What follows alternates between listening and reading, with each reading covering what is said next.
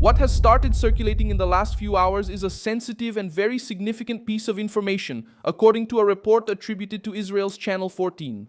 The Iranian foreign minister, Araghchi, and the president of the Iranian parliament, Mohammad Bakr Ghalibaf, are said to have received temporary immunity from Israel and the United States during a 5-day window for negotiations related to Iran.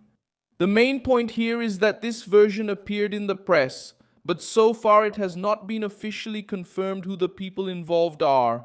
Araghchi is the Iranian foreign minister, one of the most visible figures in Iranian diplomacy at this moment of war and international pressure.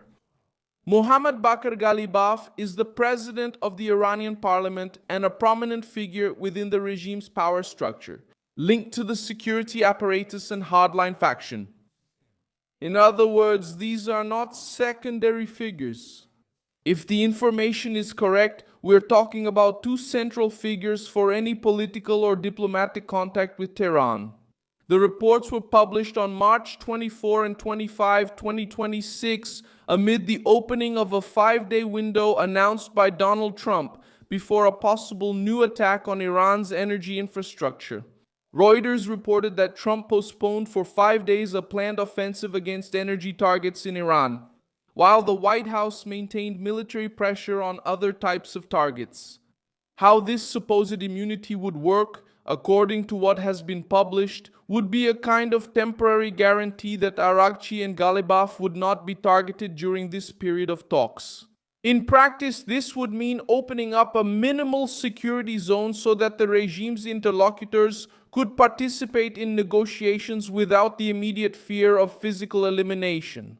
But here's the most important caveat. This is still in the realm of journalistic reporting, not in the realm of official confirmation. And in a conflict like this, leaks, contradictory signals, and narrative testing are all part of the political struggle. Why does this news attract so much attention? Because it suggests that behind the aggressive public rhetoric, there might actually be a real attempt to reach out to figures considered useful for a negotiated solution. The Washington Post reported that Trump said he was talking to the right leaders in Iran, while Tehran publicly denied any negotiations. Reuters also showed that Iran hardened its position and would only accept progress with major concessions, including security guarantees, an end to the conflict, and compensation for war damages. There is also a reason this information had such a strong impact. Galibaf has started to be mentioned as a possible channel of communication with the United States.